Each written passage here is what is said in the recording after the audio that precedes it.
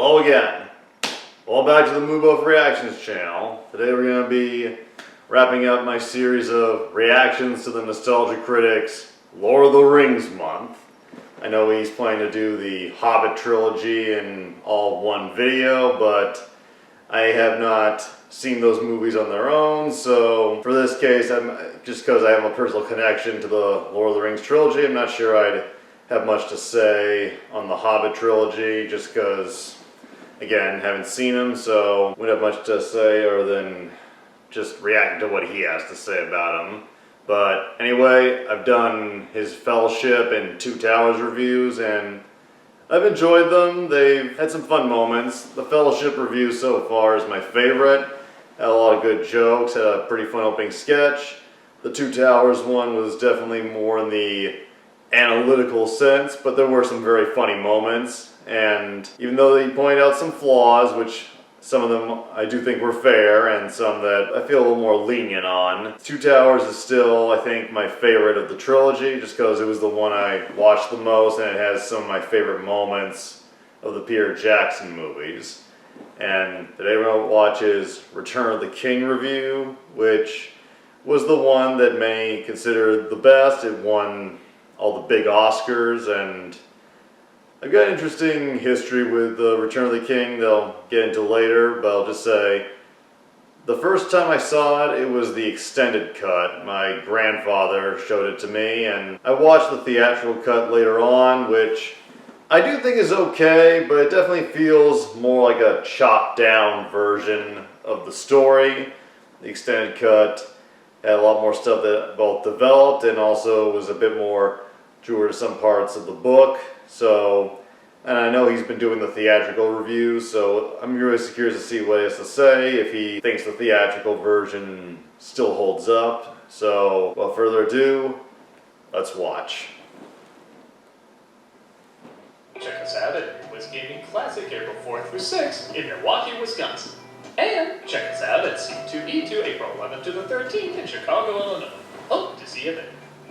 Gotta get those conventions in.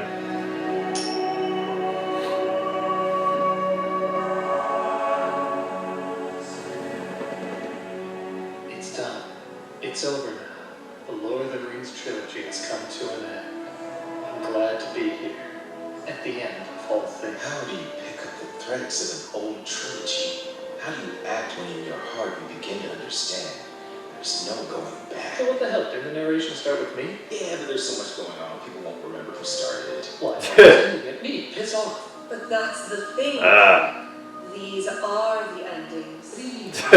Lord of the Rings had 1,000,000 endings. So we should have 1,000,000 endings. Yeah, everybody. Purple Angelic. Every person that's ever had screen time in these reviews. It occurred to me, I never had a scene where I moved in slow-mo in the forest, like an angelic screensaver. Took the words out of my mouth. Does that goldfish count as a companion? It came to our knowledge that we haven't gotten married yet. Which is the most cost-effective way to work it into a review. Hey! Tamra! Everybody knows this movie's ending's going on way too long. Yet somehow it didn't ruin the movie. Everyone says the ending is the most important, yet this film is still regarded as a classic. Nominated for almost as many Oscars as Amelia Perez. God, that feels so wrong. Because it is wrong. So, Penis to vagina.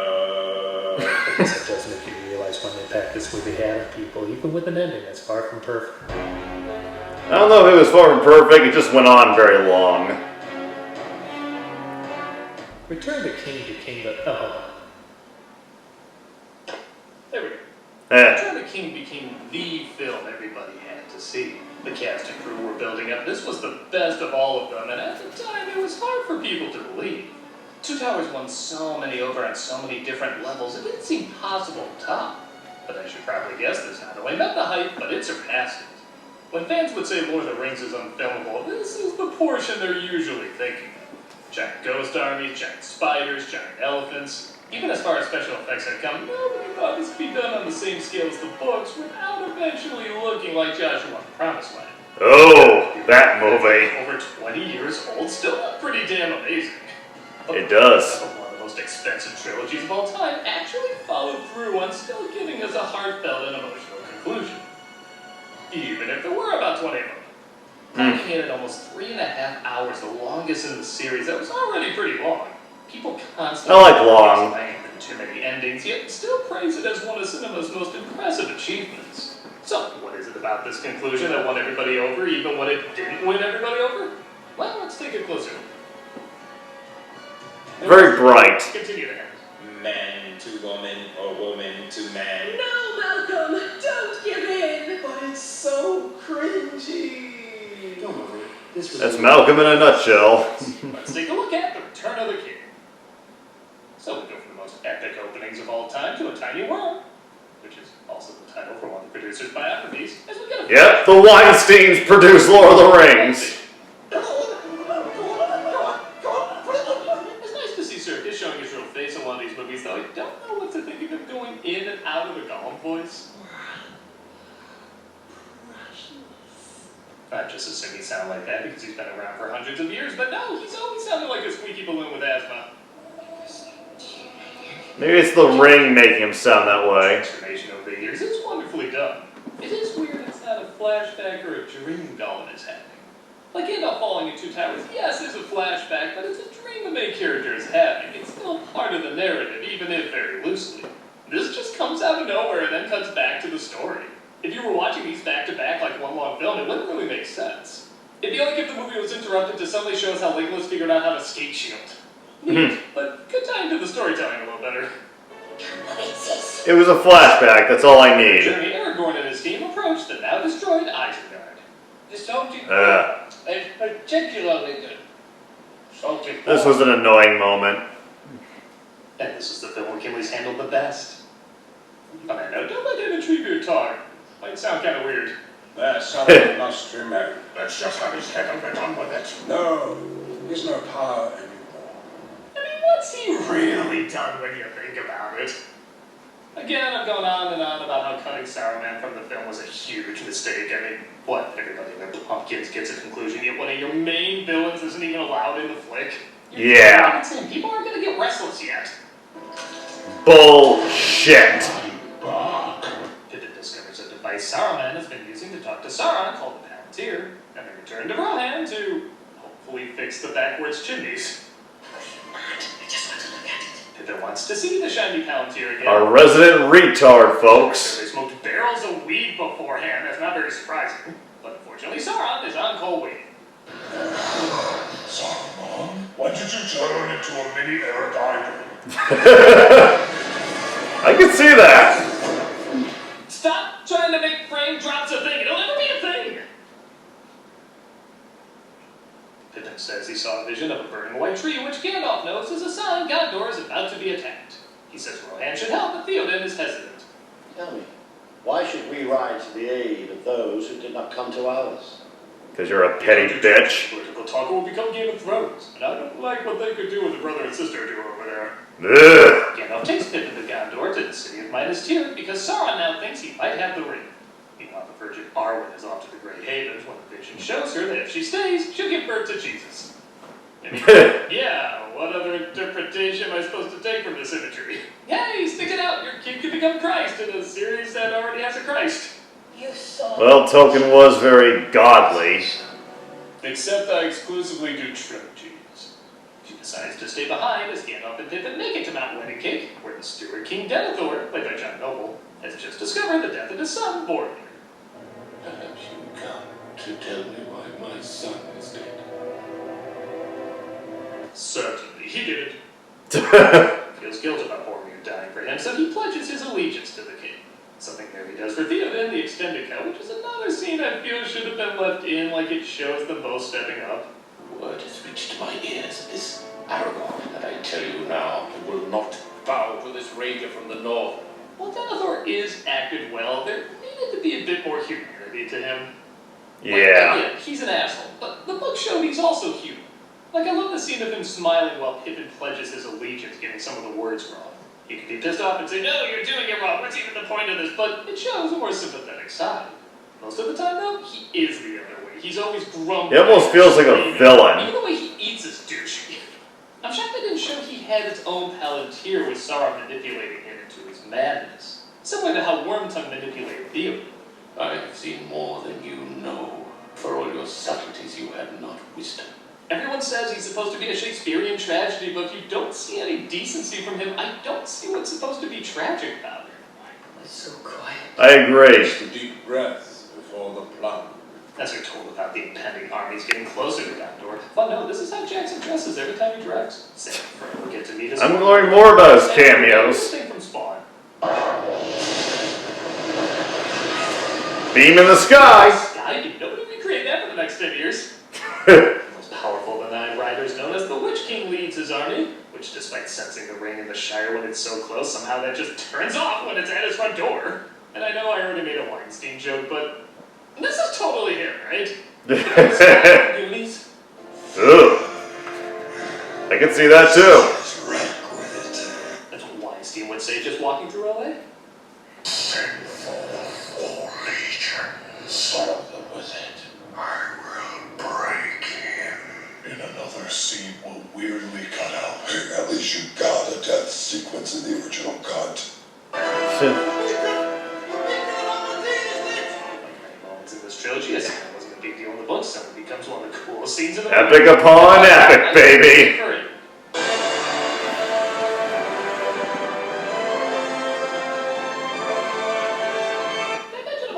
Nominations that film got that cinematography was not one of them. What? You know, Blurry McGuire and Horse Asses is a lot more epic. Good luck, great. And Rohan will answer with a resounding no. Light the beacon of what have you done for us lately? Light the beacon of I came to your kids' birthday parties. Light the beacon of you got them a Furby as a present that is so 1999. You maybe they showed their carrier pigeons. Faramir and his army are overpowered by orcs. Off not from the scene where he arrives at the city. Yeah, he just randomly brings Pippin to fight Nazgul with him all the time. Saves the day. Meanwhile, Gollum tricks Frodo into thinking Sam ate the last of the bread, and he's secretly trying to take the ring. Yeah, it's a little forced, but it does lead to some good acting. He's poisoned you against me. Go home. The only thing I don't understand is you could have just had Sam show up later to save the day, like he's not going to let Frodo down, even when he tells him to leave. But instead they show later he finds the bread that Gollum threw out, like that's what inspired him to go back. What's the point? Wouldn't that bear surprise if we did have that scene? Just verifies that, yeah, he was framed.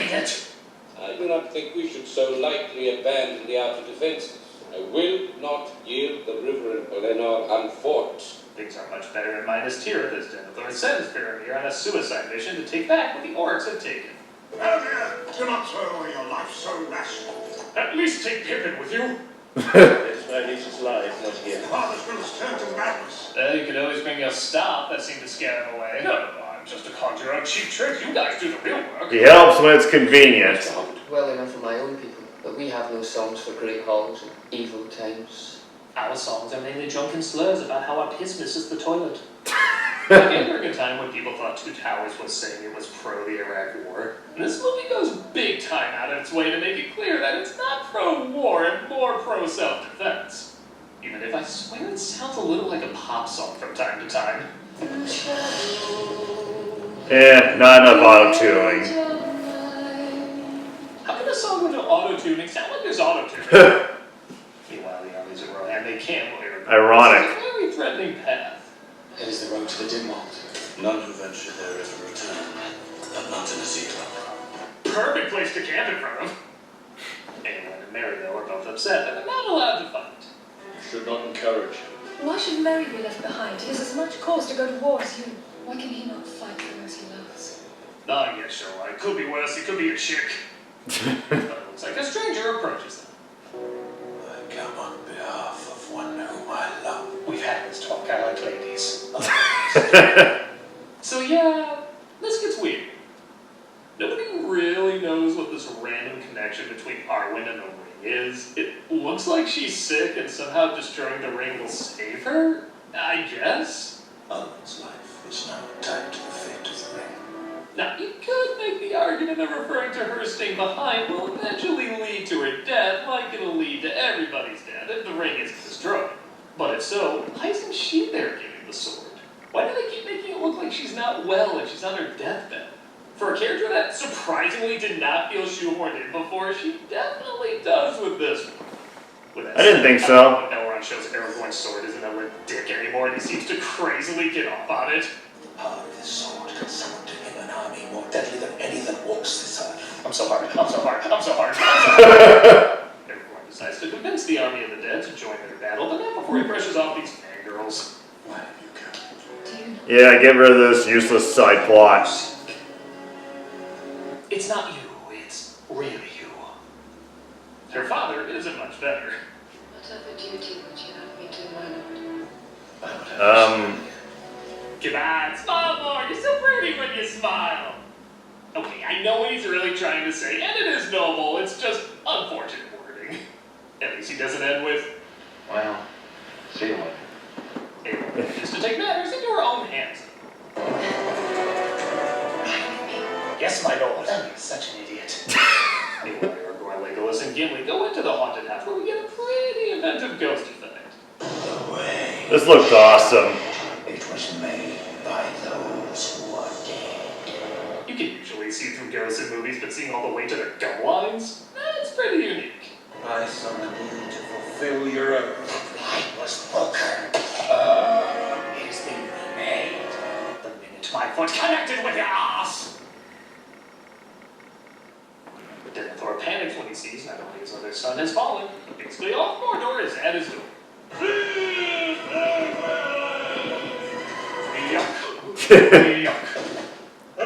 Good timing there. On second thought, flee, flee, who was right the first time, flee. The battle for Midas Tirith begins, as even though it goes on for about 45 minutes, it is never boring. Never. Good variety of attacks and enemies and effects and situations that keep building upon each other, and at the heart of it is people we really want to see win the day. He really did that. Ian McKellen's stunt double really did all those moves. Frodo, meanwhile, is having his own troubles as Gollum has led him to the lair of Shelob, a giant spider. Good callback. I should point out a lot of the buzz around Shelob wasn't that high because of the trailer we saw. You see, for a while, this was all we saw of her. From that perspective, she looks like a Zelda minion, nothing really that threatening.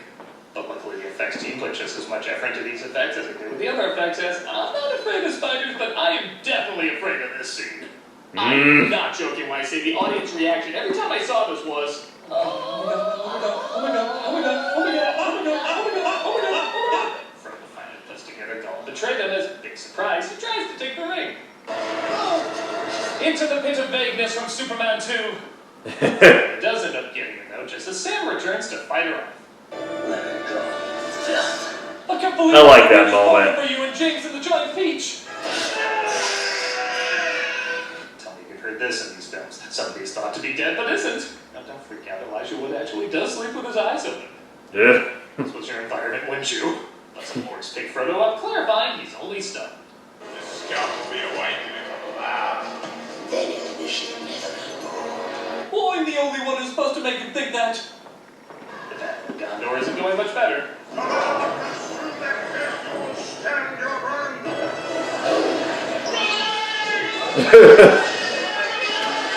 Appreciate some Mike Pipe on callbacks. Give us this. Oh, a bit of darkness. Am I the only one, by the way, who wanted to see this happen? Don't worry, though, Aramir gets another one mid-ride. Seriously, who's having that? And I think it's scientifically proven that some part of you doesn't go hard while watching this, you're clinically dead.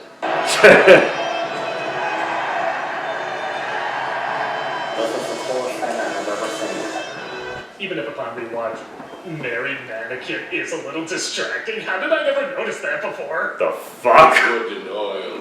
Meanwhile, Denethor goes crazy and tries to burn both him and Faramir, who is still alive. Set a fire in our flesh. Are you sure we get to burn our boss alive? I wouldn't pass it up. The test so we can fire the ones who do and give a raise to the ones that don't. Gandalf stops him as Pippin saves Faramir. Again, good redemption, seeing how Boromir saved him. But Gandalf's like, I am done with this other guy. Yeah. Again, this movie has a talent of taking thinking that looks pretty funny to suddenly, that's the most awesome thing I've ever seen. Speaking of which, the Olifants arrived. Was it really the most imaginative thing Tolkien could come up with? And it ended up being hands down Regardless, the best part of the movie. fucking killer. As soon as these things popped up, I thought to myself, are we really so lucky to live in a time where we get to see this? Giant Hortons in war paint squashing an army like little green soldiers. Yes, we are. This isn't the best scene in the movie. I love this guy. He's like, you brought a horse to a 10-story elephant fight. The silence for my favorite throwaway character. Looking to forget often hit me. I don't think it would end this way. And our journey doesn't end here. They'll torture us, burn us, cut off Rape us. kill us, but still results in a huge amount of pain. What's your point? My point is, I'm afraid, Captain. From this moment on, you could count the applause moments audiences gave right on cue, right at the point they're supposed to. There's anyone beheading the Witch King's ride, protecting the father. Okay, I'll say it. That's what Sauron's show looked like. It's the perfectly timed arrival of Aragorn hopping out of the orc ships, pulling off the same trick Gandalf did from Two Towers, almost forgetting he was even in the movie. There's Eowyn's great comeback when the Witch King says no man can defeat him. I am no man. You see? Everything, that's how it's done. Mm-hmm. This is Legolas literally taking out an Olifant all by himself. Which is so goddamn silly, but it guides you through its goofy reasoning just well enough done. You're able to go, screw it, that's just badass. A story comes as one. Even the lame Gimli line sounds cool after all that. Eowyn has to say goodbye to her father, though, when the book had a bit more tragedy, as he didn't know it was Eowyn who saved him, but I do like this callback to the previous film. I know your face. Cry up. You do care. Tell your sister you were right. Yeah, who isn't gonna think that good line? Aragorn releases the ghost as he gave his word he would. He could have originally made the deal to save Middle-earth and not just Gondor. Well, Mordor, Sam makes his way to free Frodo.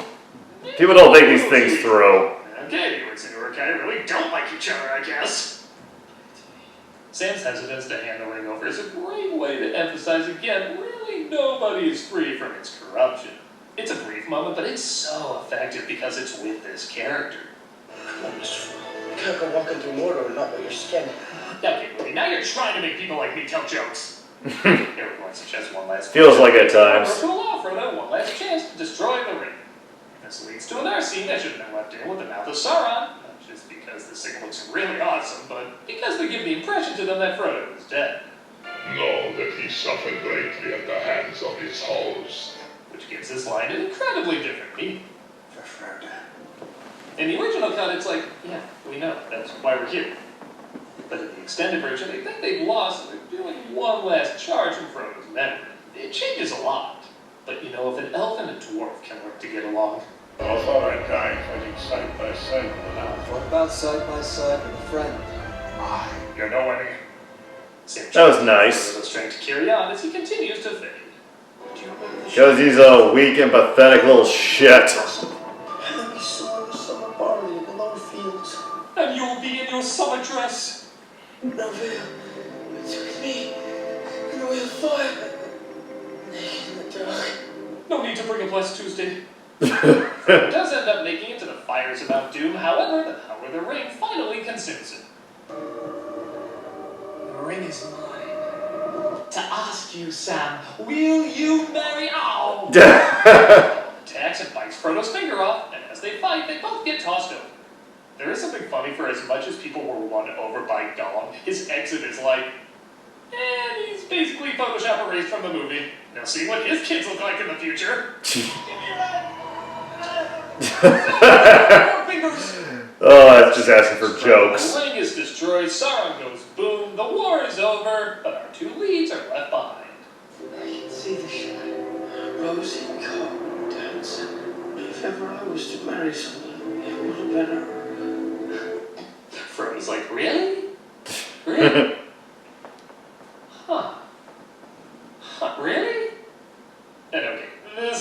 onslaught of endings start, and as a rule, I think you're allowed one fake out.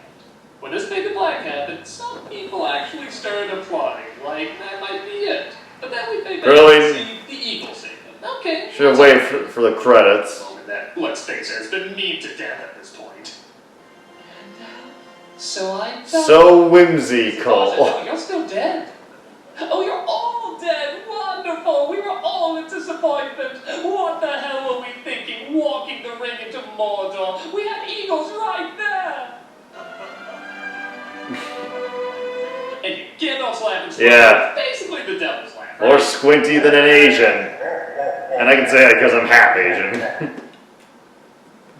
We're given, let's be honest, a curtain call for most of these characters as we get another fake out blackout. Again, people start applauding, but the film kept going. You shouldn't assume just because they go black, it's the credits. Wait till the actual directed by appears.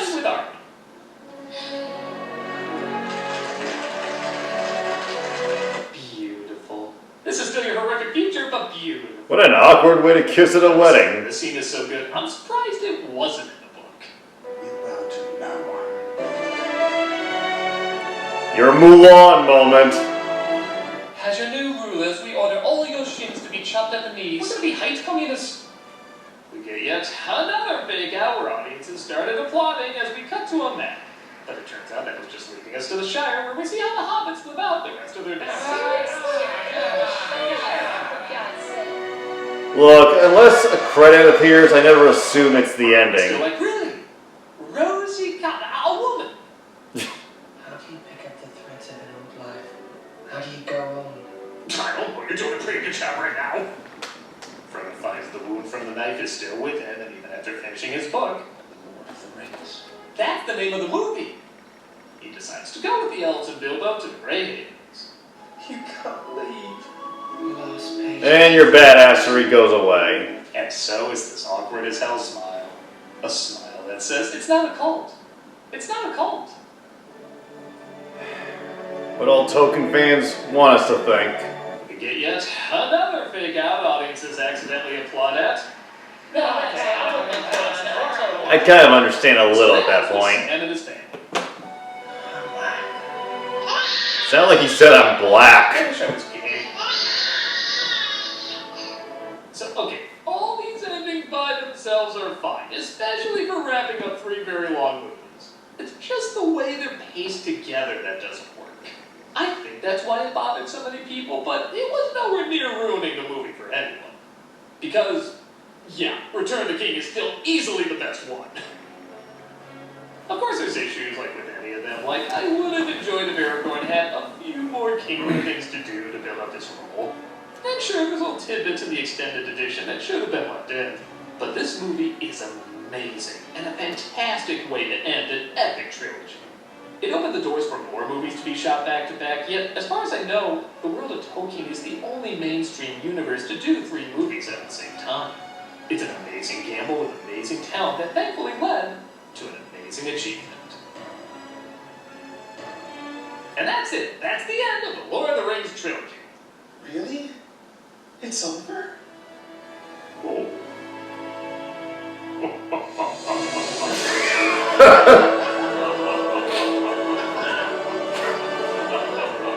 Not a bad impression.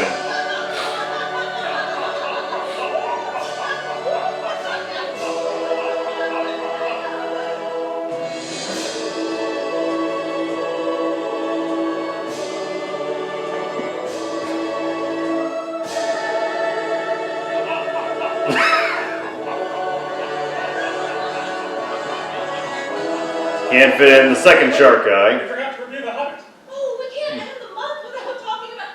Hey, where'd you Hey, where'd the movie go? Oh, Jim. Good for you. Oh, that's what's back here. Don't do it! But the trilogy's too good, we can't have this destroyed! But think of it! Yeah, actually, back up. Think of the suffering. People love to see you suffer. For suffering, for comedy, for greed! Think of the views.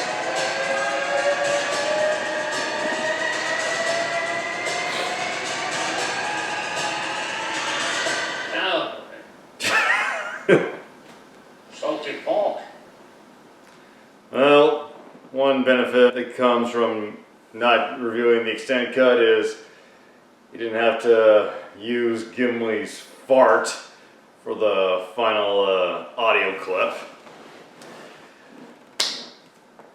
The Lord of the Rings trilogy, if I jump into Doug's video, it's definitely one of the few trilogies where all together they really feel like a non-disappointment journey. Now, yes, there are some parts that do bug me a little, but they don't get under my skin enough to ruin everything. The only other trilogy that can come to mind, I think, that was this consistently good to the very end was the original Star Wars trilogy. And Peter Jackson, he took a big risk, and he brought what was thought to be the impossible to life. And as for Doug's review, the moments that stood out were the intro, just to see them together, and it was cool to briefly see Tamara appear again. She hasn't appeared in a very long fucking time on the Nostalgia Critic. I think she just decided to focus on other stuff, but that was cool. The stuff about Isengard, where he mentioned how apparently, if you're going by the fucking theatrical version, Saruman survives and seemingly just spends the rest of his days in the tower. He's never seen or mentioned again, and I'm glad I saw the extended cut first, because that would have just seemed like a complete pile of horseshit if I saw that on my first viewing. I agree, he was like the main focused villain of the first two films, so at the very least there needed to be at least a little closure. I know that Christopher Lee himself was royally pissed off when he found out he had been cut out. And something I wanted to bring up just because again, Tolkien fans, they can get very enraged at certain criticisms or changes. One that comes to mind actually comes from conversations I've had about Lord of the Rings with my own mom, who, next to my grandfather, is a huge fan of the Lord of the Rings and The Hobbit. Apparently, she was upset that Peter Jackson did include one of the original parts of the ending where Frodo, Sam, Merry, Pippin return to the Shire, and all of a sudden fucking Saruman appears, having escaped Isengard, and tries to rain terror on the Shire, and the hobbits defeat him. She says she was upset that they didn't show that to show that the hobbits could really kick ass on their own, but I honestly think that it was good they didn't include that, because the movie already got enough shit for its endless amount of endings. That just would have made it even more frustrating. And also, just because something works in a book doesn't mean it would work in a film. Just to give an example, and jump to here if you don't want the ending to Return of the Jedi spoiled. At the end of Jedi, after they blow up the Death Star and Luke burns Vader's body and they have their little celebration dance with the Ewoks, imagine if a whole army of hidden stormtroopers appeared and then they had another battle to the fucking death that carried on for 40 minutes. That would have been horrible, would have just dragged unnecessarily, might have ruined it for some people. So yeah, well, they may have changed it. I feel the extended cut, where they include Saruman getting killed early, it works better and is miles better than just cutting him out entirely and supposedly letting him live the rest of his happy fucking days. But anyway, tangent aside, other jokes I like, the Nostalgia Critic saying Pippin looks like a young Eric Idle. Yeah, I honestly could see that. And his jokes about Harvey Weinstein. That's something that a lot of people seem to forget, that the Weinstein brothers are technically executive producers on the Lord of the Rings movies. They weren't huge parts of producing, but they were technically there behind the scenes. Denethor, yeah. He covered this in his top 11 dumbest Lord of the Rings moments video, and Denethor is a bit too cunty to really get into, and at times feels like he doesn't feel like a tragic character. He feels almost like one of the villains. This next one, this is not something, I wrote this down so I remember it. This is not one of Doug's jokes, but something that sort of bothered me, but not enough to really give much serious thought when reviewing it. Like, this is honestly maybe a nitpick, but something that always stuck out to me with Lord of the Rings is how ridiculous the wigs are in these movies. Like, people, all these characters with their long hair, you can tell they're wigs. Like, yeah, they do a good job of meshing it with the natural skin, but the thing that really makes it obvious they're wigs is just how thick their hair is. Like, all around on the hairline, it's just so goddamn thick. There's no parting, no open space, and also the fact that despite this being long hair, it's perfectly pulled back and never flops to the side, never moves. That just always was a kind of funny thing. I remember Rob Zombie talking about how annoyed he got with big budget movies where you could tell an actor is wearing a wig. And that always makes me laugh just when I look at him like, how the hell is their hair not moving? And last stand-up bits he talks about are Hugo Weaving's going, I'm so hard. And that made me laugh.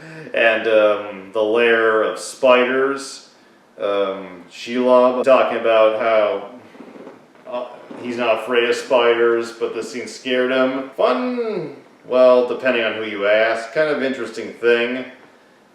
As a young kid, I actually had a pet spider. So there is some creepiness to the spider bits, but I could watch it better than most folks could. I mean, I had one as a pet, so I wasn't that afraid. So it's interesting to watch because Shelob honestly kind of looks like the spider I once had, although more expression. And that bit with how he thinks the sword clacking from Theoden would break him, that was a fun quick bit. I never noticed that Mary is apparently a mannequin. It's like Sam Raimi using a Spider-Man dummy for some of the swinging scenes. You just don't realize it till years later. And the ending sketch with Heather and Malcolm trying to convince him not to throw the Hobbit DVD in the fire. That was a well done sketch because, yeah, people love to see us suffer and there's a lot of entertainment to come out of that, so why not?